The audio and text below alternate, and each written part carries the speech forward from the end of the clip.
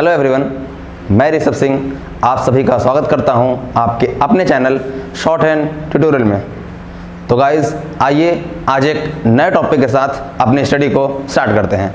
So guys let's start. एक नए topic पे चलने से पहले हम चाहते हैं कि कुछ डिस्कशन हम अपने पुराने टॉपिक के बारे में एक बार फिर से कर लें, क्योंकि कुछ लोगों ने मुझे कमेंट किया था कि सर पुराने टॉपिक में कुछ चीज़ें उनको क्लियर नहीं हुई थी, तो एक बार फिर से अपने पिछले टॉपिक को रिवाइज करते हैं। तो गाइज हमने आपको बताया था कि हमारे पास जो वॉवेल्स होते हैं, वॉवेल्स के रोल क्या होते हैं। तो जो हमने स्ट्रोक कॉन्सोनेंट पढ़े थे, वो स्ट्रोक कॉन्सोनेंट हमें किसी भी मीनिंगफुल वर्ड को नहीं दे पा रहा था। तो उसके लिए हमें क्या चाहिए था कि हम स्ट्रोक कॉन्सोनेंट के साथ वॉवेल्स को ऐड करें। कॉन्सोनेंट्स एंड वॉवेल के एडिशन के बाद ही हमें एक प्रॉपर वर्ड मिल पाएगा जिसका कोई सेंस या जिसकी कोई मीनिंग निकलती होगी। उसी के लिए हमें क्या चाहिए, वॉवेल्स। तो गाइज ये जो हमने बना रखा है ये है हमारा वॉवेल चार्ट। अगर आप लोगों ने अभी तक इस चार्ट को नोट नहीं किया है तो आप एक बार इस चार्ट को नोट डाउन कर लें वीडियो को पॉज करके।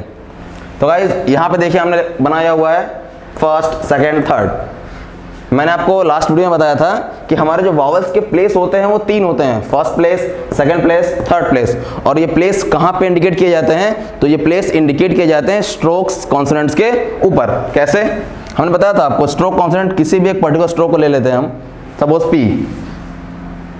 तो पी में क्या है, ये है हमारा फर्स्ट प्लेस, ये है हमारा सेकंड प्लेस, ये है हमारा थर्ड प्लेस।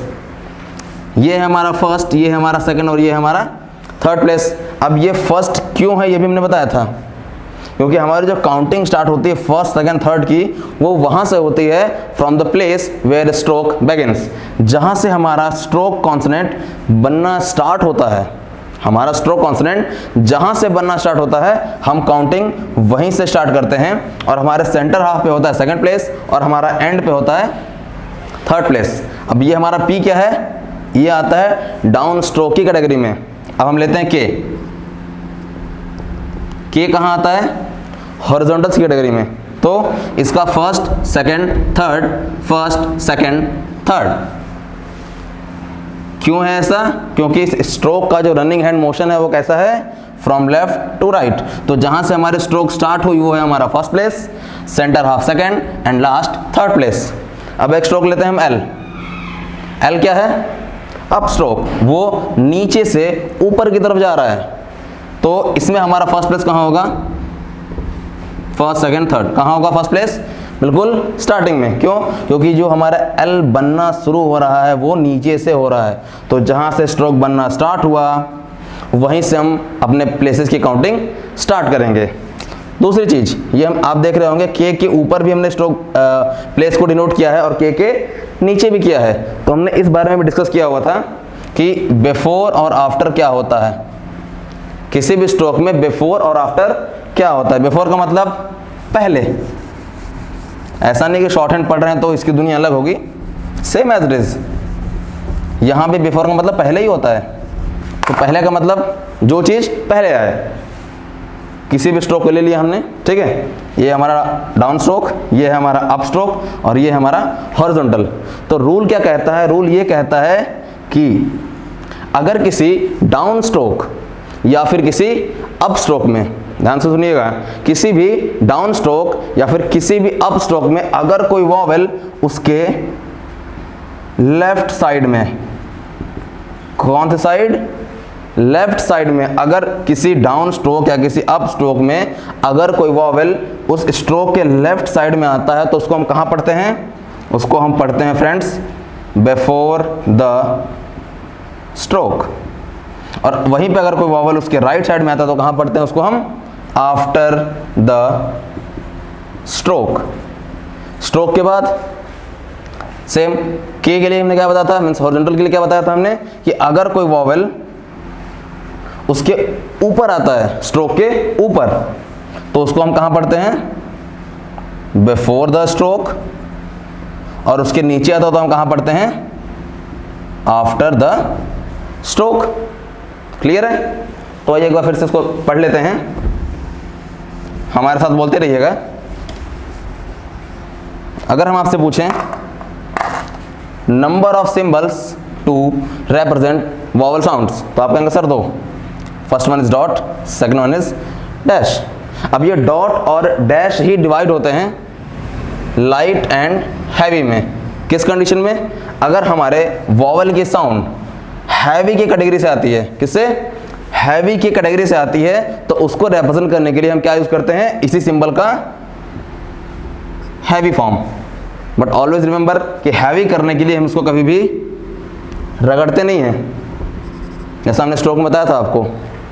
और अगर ये लाइट साउंडेड में आते हैं तो इसको हम लाइटली रिप्रेजेंट कर देंगे। Next, number of sounds, sound कितने हैं हमारे पास? काउंट कर सकते हैं आप, 1 2 3 4 5 6 7 8 9 10 11 12। We have 12 vowel sounds. अब इसको भी अगर हम डिवाइड करें तो ये 12 डिवाइड होते हैं दो पार्ट में, 6 heavy, 6 light. Okay, number of places, there are 3 places, हमने बताया था आपसे, first second third, first second third, 3 place होते हैं। अब कोई डाउट, अगर अभी भी आपको कोई डाउट होगा तो आप इजीली आप हमें कमेंट सेक्शन में कोई क्वेश्चन पूछ सकते हैं, ठीक है। तो ये रहा हमारा पिछला टॉपिक। आइए आज के टॉपिक को स्टार्ट करते हैं।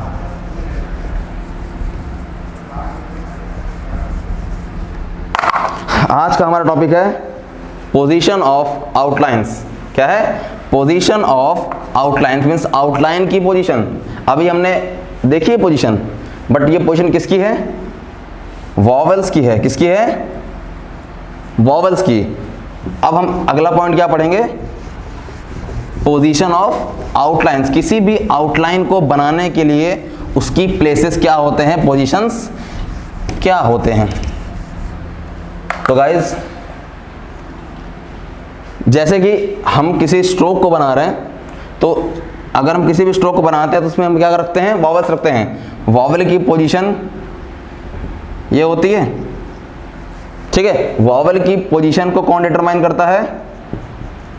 स्ट्रोक। क्योंकि वॉवल की पोजीशनिंग कहाँ होती है? स्ट्रोक पे होती है।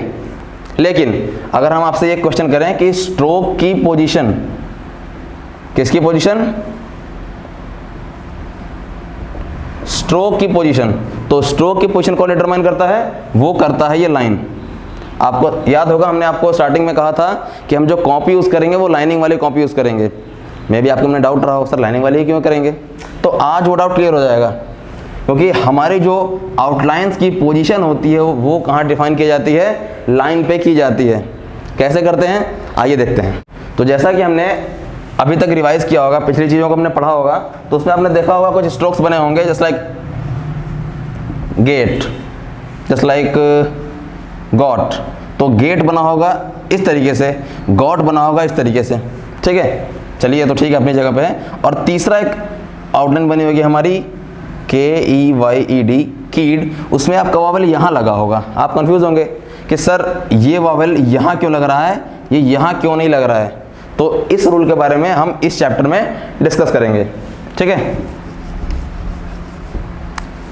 Intervening vowels and positions. Intervening vowel क्या होते हैं? इंटरवेन का मतलब क्या होता है? इंटरवेन का मतलब होता है कोई भी चीज अगर किसी के बीच में आती है, ठीक है। इंटरवेन का मतलब बीच में आना, ठीक है। Intervening vowels. तो ये इंटरवेनिंग वॉवेल्स क्या होते हैं? वो वॉवेल्स जो स्ट्रोक के बीच में आते हैं। तो वॉवेल्स आप पे कितने होते हैं? First place, second place and third place.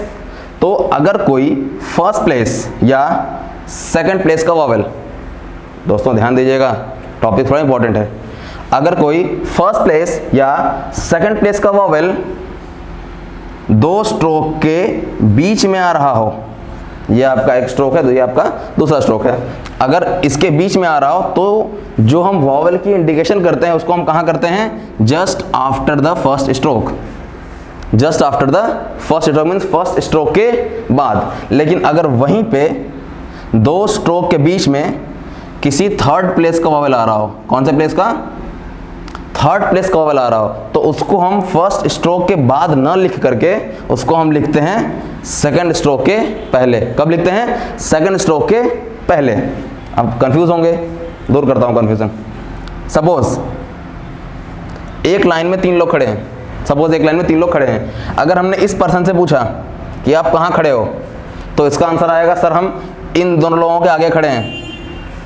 अगर मैं इनसे पूछता हूँ कहाँ खड़े हो, तो ये कहेगा कि हम दोनों लोगों के पीछे खड़े हैं। बट अगर मैं इससे पूछता हूँ, इस पर्टिकुलर पर्सन से जो बीच में है, इससे पूछता हूँ कि तुम कहाँ खड़े हो, तो इसके 2 आंसर आएंगे कि मैं इसके पीछे और इसके आगे खड़ा हूँ, इसके पीछे और इसके आगे खड़ा हूँ, सेम एज इट इज। अगर हम किसी वॉवेल को, कोई भी वॉवेल हो, कोई पर्सन हो, ठीक है, अगर वो 2 स्ट्रोक के बीच में आ रहा है, तो उसको चाहे हम इसके बाद पढ़ लें चाहे इसके पहले पढ़ लें, दोनों ही कंडीशन में पढ़ी तो जाएगी इन दोनों के बीच में ही। तो कन्फ्यूजन का कोई सवाल ही नहीं है। एक रूल बताया जा रहा है यहाँ पे कि अकॉर्डिंग टू रूल अगर कोई फर्स्ट या सेकंड प्लेस का वॉवेल 2 स्ट्रोक के बीच में आते हैं तो उसको हम लिखते हैं फर्स्ट स्ट्रोक के बाद, और अगर वहीं पे कोई थर्ड प्लेस का वॉवेल आता है तो उसको हम लिखते हैं सेकंड स्ट्रोक के पहले। तो उसी के अकॉर्डिंग जो आपका ये रूल बना, एक वर्ड बना हुआ था, वो इसीलिए बना हुआ था क्योंकि आप देखिए, सपोज इस वर्ड को हम कॉपी करते हैं वहाँ से, KEYED, कीड। इसमें आपने देखा, हमने आपसे स्टार्टिंग में कहा था कि जो हमारी शॉर्ट हैंड है वो हमारी प्रोनाउंसिएशन बेस्ड है, ठीक है, साउंड बेस्ड है। स्ट्रोक नहीं देखना है कि हाँ सर यहाँ पे वाई का स्ट्रोक आ रहा है, साउंड क्या आ रहा है, कीड, के, ठीक है, प्लस ई का साउंड प्लस डी, के और डी। देखिएगा 2 स्ट्रोक हैं, के है और एक डी है, इन दोनों स्ट्रोक के बीच में साउंड आ रहा है थर्ड प्लेस का। कौन से प्लेस का, थर्ड प्लेस का। रूल क्या कहता है कि अगर 2 स्ट्रोक के बीच में थर्ड प्लेस का वॉवेल आता है तो उसको हम कहाँ लिखते हैं, सेकंड स्ट्रोक के पहले। कहाँ लिखते हैं, सेकंड स्ट्रोक के पहले। सेकंड स्ट्रोक कौन सा है, डी। सेकंड स्ट्रोक कौन सा है, डी। हमने क्या बनाया, के और डी। क्या बनाया, के और डी। अब इस वॉवेल को कहाँ रिप्रेजेंट करना है, सेकंड स्ट्रोक के पहले, मीन्स डी के पहले, डी के पहले थर्ड प्लेस पे। तो अगर हम रफली एक सिंबल अलग डी बनाते हैं तो डी के पहले मीन्स बिफोर पोर्शन ये होता है और आफ्टर पोर्शन ये होता है। पहले मीन्स बिफोर, तो मतलब इस एरिया में लिखना है। प्लेस कौन सी है, थर्ड। तो फर्स्ट, सेकंड, थर्ड, तो वो वॉवेल यहाँ लगेगा अकॉर्डिंग टू रूल। अब क्लियर है, कोई दिक्कत यहाँ से? आइए आगे देखते हैं। ये क्लियर हुआ?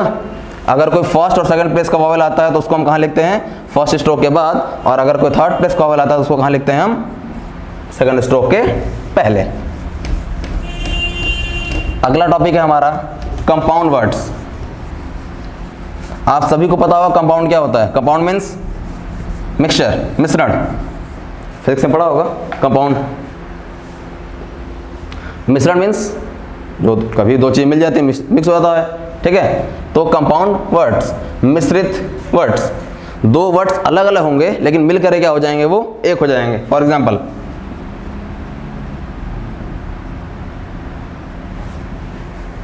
क्या है ये, हेडेक। सर अलग होता है, एक अलग होता है, ठीक है, सर अलग होता है, एक अलग होता है, लेकिन ये जब भी होता है एक साथ होता है ना। सर दर्द हो रहा है, क्या हो रहा है, सर दर्द हो रहा है। ये क्या है, ये कंपाउंड वर्ड्स की कैटेगरी में आता है। ईयर एक, कान में दर्द हो रहा है। होते दोनों अलग अलग हैं, कान अलग होता है, दर्द अलग होता है। दर्द किधर को भी हो सकता है, लेकिन जब ये कान के साथ होता है तो ये एक साथ होता है कि हाँ कान दर्द कर रहा है, हाँ सर दर्द कर रहा है। तो इस कंडीशन में क्या होते हैं कि हम इन दोनों वर्ड्स को, कंपाउंड हैं, इनको लेते एक साथ ही हैं, लेते हम इनको एक साथ ही हैं, लेकिन इनके वॉवल्स को हम अलग अलग रिप्रेजेंट करते हैं। हेड का अपना अलग पोर्शन होता है, एक का अपना अलग पोर्शन होता है। आप ये कह सकते हैं कि अगर हम डिवाइड कर दें कॉन्सोनेंट्स को और वॉवल्स को, ठीक है, तो कंपाउंड वर्ड्स की कैटेगरी में कॉन्सोनेंट्स एक साथ बनते हैं, वॉवल्स अलग अलग बनते हैं, डिवाइड हो जाते हैं। अब लेते हैं हम ईयर एक को लेते हैं। ईयर, EAR, इसमें E है, A है, R है, साउंड क्या आ रहा है, ER, मतलब सिर्फ और सिर्फ E और R का साउंड आ रहा है। उसके साथ क्या है, एक, ACHE, यहाँ लिखा क्या है, CH का अपना खुद का एक स्ट्रोक होता है, लेकिन साउंड क्या आ रहा है, A, क, साउंड K का आ रहा है। किसका आ रहा है, K का। तो ये बनाया हमने R और ये बनाया हमने K। अब इसके वॉवल्स पे आते हैं। ईयर एक, यहाँ पे एक वॉवल है और यहाँ पे भी एक ही वॉवल है, ईयर का वॉवल ई, आर के पहले ई का साउंड, ईयर एक, के पहले ए का साउंड एक। अगर आप ये सोचें कि हम इस ए वाले वॉवल को इधर में लगा दें, यहाँ पे लगा दें, तो वो गलत होगा। क्यों? क्योंकि ये कंपाउंड वर्ड्स में आते हैं और रूल ये कहता है कि कंपाउंड वर्ड्स की कैटेगरी में हम क्या करते हैं, वॉवल्स को सेपरेट करते हैं, ताकि जब भी हम इनमें से किसी एक पोर्शन को रफ कर दें तो ईयर को पढ़ सकें, रफ कर दें तो एक को पढ़ सकें। अगर हम इसको इस तरह से बनाएंगे, इसको रफ किया हमने तो ये हो जाएगा इरे। और अगर हमने इसको रफ किया तो ये क्या हो जाएगा, ओनली के। तो इसीलिए हम क्या करते हैं, कंपाउंड वर्ड्स की कैटेगरी में वॉवल्स को सेपरेटली लिखते हैं। अब आते हैं नेक्स्ट टॉपिक पे, पोजीशंस ऑफ आउटलाइंस। हमने आपसे कहा था आउटलाइन की पोजीशन कहाँ होती है, लाइन पे होती है। कहाँ होती है, लाइन पे होती है। लेकिन ये लाइन पे किस तरीके से होगी, कौन बताता है, ये बताते हैं हमारे वॉवल्स। पहले तो आप ये जान लीजिए कि पोजीशन कौन कौन से होते हैं, कितने होते हैं।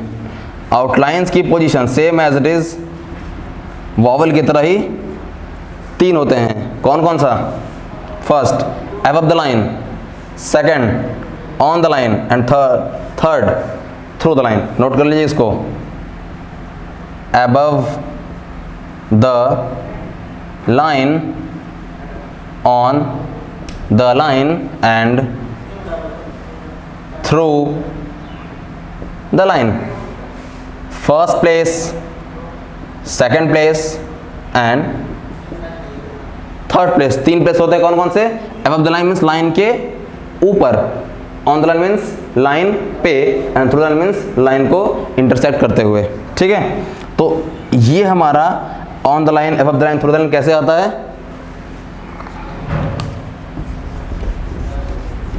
देखिए, अगर हम कोई वर्ड बना रहे हो ना, तो वर्ड्स, इंग्लिश की वोकैबुलरी बहुत बड़ी है और उसमें वर्ड्स बहुत सारे हैं। कोई छोटे वर्ड्स होते हैं, कोई बड़े वर्ड्स होते हैं। तो उसमें कमिंग वॉवल्स जो होते हैं वो कभी 1 हो सकता है, कभी 2 हो सकता है, कभी 3 हो सकता है, 4 हो सकता है, 5 हो सकता है, कुछ भी हो सकता है। कुछ भी हो सकता है, मतलब काउंटिंग वॉवल्स की कितनी भी हो सकती है एक पर्टिकुलर स्ट्रोक में, एक पर्टिकुलर वर्ड में। लेकिन आपकी आउटलाइंस की पोजीशन को डिटरमाइन करने का काम किसका होता है, फर्स्ट कमिंग वॉवल। किसका होता है, फर्स्ट कमिंग वॉवल, मतलब वो वॉवल जो सबसे पहले आया हुआ होता है। अगर किसी वर्ड में 2 वॉवल हैं तो भी फर्स्ट कमिंग हमारा पहला ही होगा, 3 हैं तो फर्स्ट कमिंग, 4 हैं तो भी, 5 हैं तो भी। डजंट मैटर कि ये second, third, fourth, fifth vowel कौन से प्लेस के आ रहे हैं, ये फर्स्ट कमिंग वॉवल जिस प्लेस का आएगा हमारी आउटलाइन भी उसी प्लेस पे बनेगी। जैसे एग्जांपल देखते हैं, समझते हैं इसको।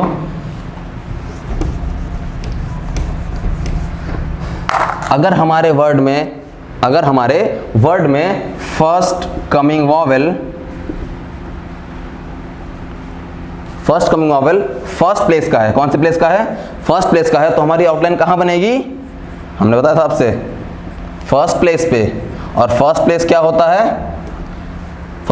है, above the line means line के ऊपर। फॉर एग्जांपल एक वर्ड लिया हमने, GOT, गॉट। क्या होता है, GOT, गॉट। अब इस गॉट में G हमारा क्या है, स्ट्रोक, T हमारा क्या है, स्ट्रोक, और O वॉवल। अब अगर वॉवल चार्ट में जाकर सर्च करेंगे इसको आप, तो ये मैच करता है नॉट से। किससे, नॉट से। और इसकी प्लेस होती है कौन सी, फर्स्ट। कौन सी प्लेस होती है, फर्स्ट। तो हमने G बनाया, हमने T बनाया, ये कहाँ बनेगा, हमारा लाइन के ऊपर। मेरी तरह मत बनाइएगा, लाइन पहले होती है, GOT बाद में बनता है, और तो मैंने ऐसे बना दिया। ओके, तो ये हुआ हमारा गॉट। अब इसमें वॉवल कहाँ पे लगेगा, हमने बताया था आपसे, वॉवल कौन से प्लेस का है, फर्स्ट प्लेस का। सिंबल कौन सा है, light dash. First place light dash, first place light dash, first place light dash. हमने क्या पढ़ा इसको, G, देन ये हमारा O, ये हमारा T।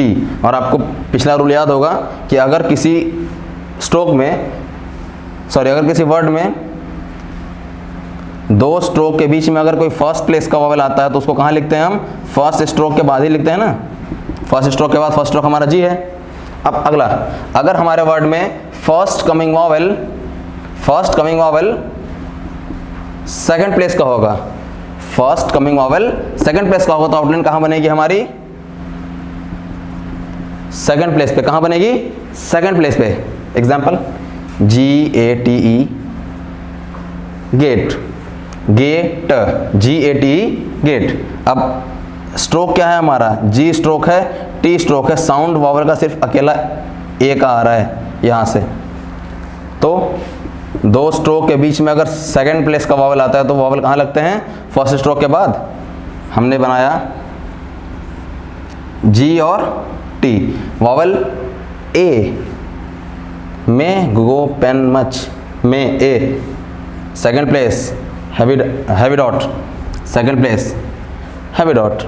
ओके, बट हम आते हैं, अगर हमारे वर्ड में first coming vowel third place का हो, कौन से प्लेस? Third place.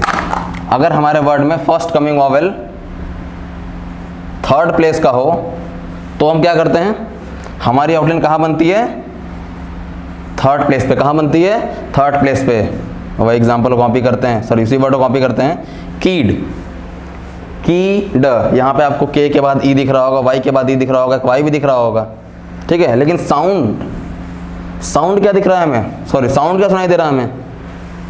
के प्लस ई प्लस डी, मतलब के एक स्ट्रोक कॉन्सोनेंट, डी एक स्ट्रोक कॉन्सोनेंट और ई एक वॉवेल। कौन से प्लेस का? कौन से प्लेस का? Third place. तो थर्ड प्लेस, अगर हमारे वर्ड्स के स्ट्रोक के बीच में जो वॉवेल आ रहा है वो अगर थर्ड प्लेस का आ रहा हो तो स्ट्रोक कहाँ बनेगा? थर्ड प्लेस पे। कहाँ बनेगा? Third place. और थर्ड प्लेस क्या होती है? Through the line. तो हमारा स्ट्रोक कहाँ जाएगा? के एंड डी। ये कहाँ गया हमारा? Through the line. अब आते हैं वॉवेल्स। तो हमने बताया था आपसे कि अगर कोई वॉवेल दो स्ट्रोक के बीच में आ रहा हो और वो थर्ड प्लेस का हो तो वो कहाँ बनता है? सेकंड स्ट्रोक के पहले। और सेकंड स्ट्रोक क्या है हमारा? डी। डी के पहले means before, first, second, third. ये बन गया हमारा कीड। पोजीशनिंग समझ में आई कि आउटलाइंस की पोजीशन कैसे डिफाइन करते हैं। अब आइए नेक्स्ट टॉपिक को देखते हैं। आउटलाइंस की पोजीशन हमारी क्लियर हो गई है, ठीक है। अब अगला टॉपिक क्या है हमारा? देखिए, हमारे जो स्ट्रोक्स होते हैं हमने आपको बताया था 3 तरीके के होते हैं।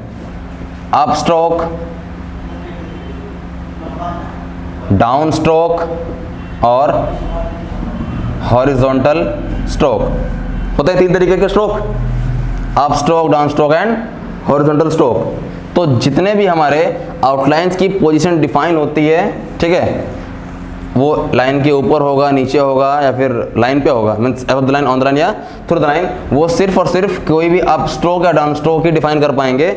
Means only up stroke and down stroke, first up stroke and down stroke can determine the position of the outline। कोई भी horizontal stroke उसकी पोजीशन को डिटरमाइन नहीं कर सकता। क्यों नहीं कर सकता? क्योंकि सपोज आपकी लाइन है, आप स्ट्रोक कहाँ बना रहे हैं? लाइन पे। अगर ये उस चीज़ को डिफाइन करेगा, सपोज के, तो के कैसे बनाएंगे आप इस पे?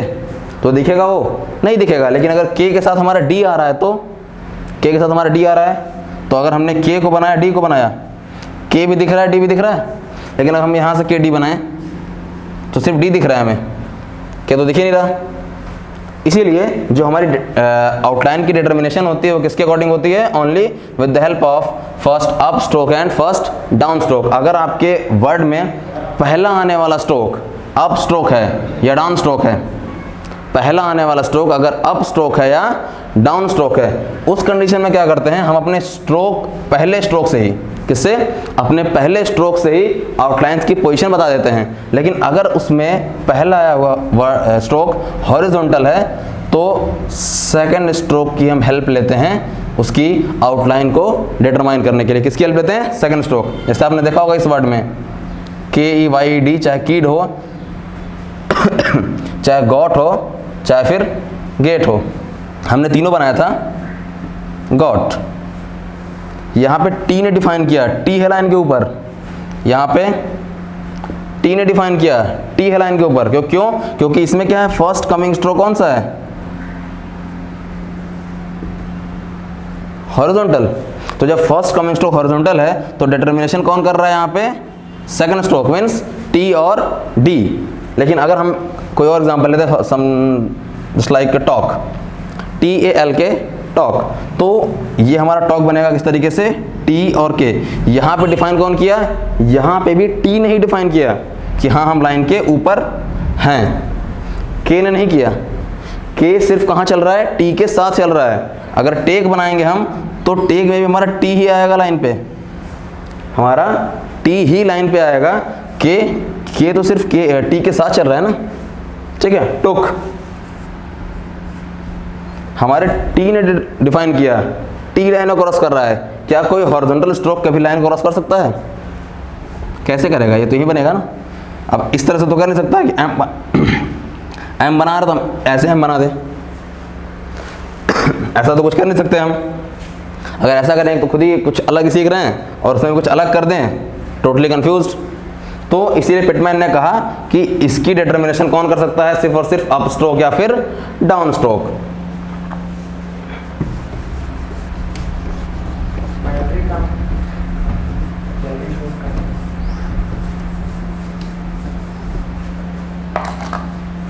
देखिए इसके बारे में अगला टॉपिक क्लियरली समझाया गया है। It is not practicable to write a horizontal stroke through the line.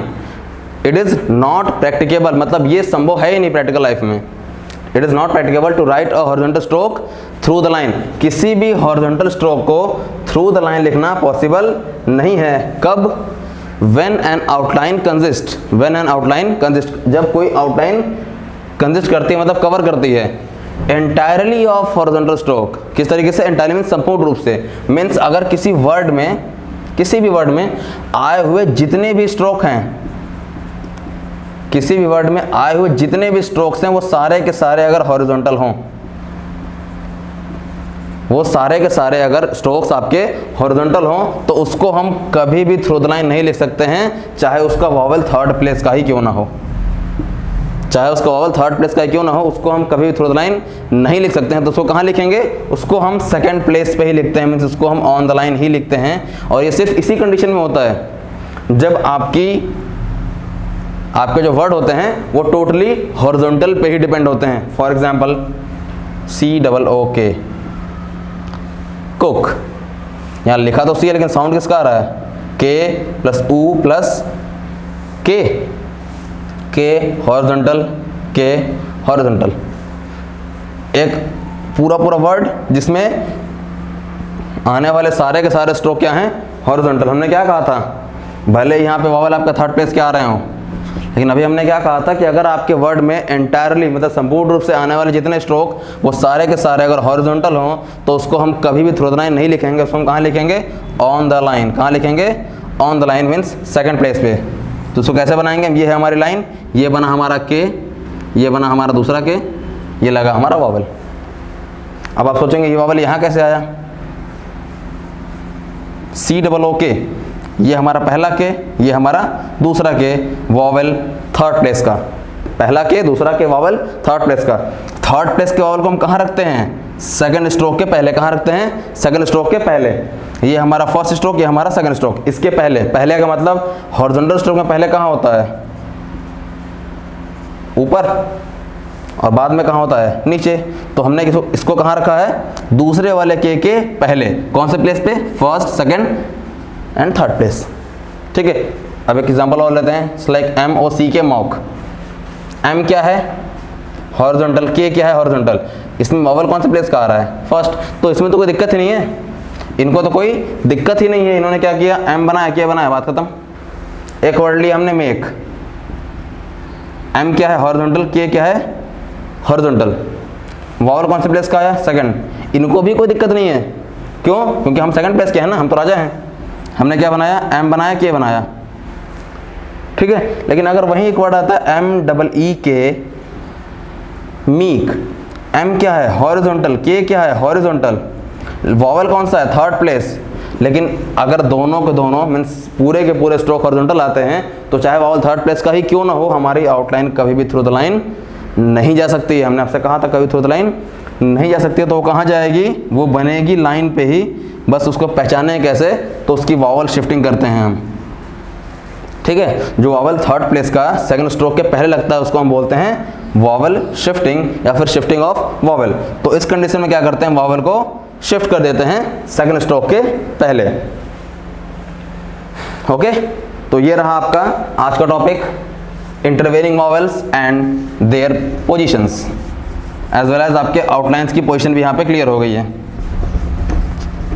अगर आप में से किसी को भी किसी भी टाइप की डाउट होते हैं तो आप मुझे कमेंट सेक्शन में पूछ सकते हैं। अगर उसके बाद भी वहाँ से कोई रिस्पांस, मैं तो एक्टिव रहता हूँ, अगर रिस्पांस में भी ना मिले तो मेरी इंस्टा की आईडी नीचे डिस्क्रिप्शन में दी हुई है। इवन मैंने अपना कॉन्टैक्ट नंबर भी दिया हुआ है। अगर आपको कोई भी इश्यूज क्रिएट होते हैं इस स्टडी को लेकर के तो आप मुझे मेरे कॉन्टैक्ट नंबर पे आइदर टेक्स्ट मैसेज और व्हाट्सएप पे मैसेज कर सकते हैं। सो गाइज, आप हमारे साथ जुड़े रहिए और अपनी स्टडी को कंटिन्यू करते रहिए। So guys, best of luck.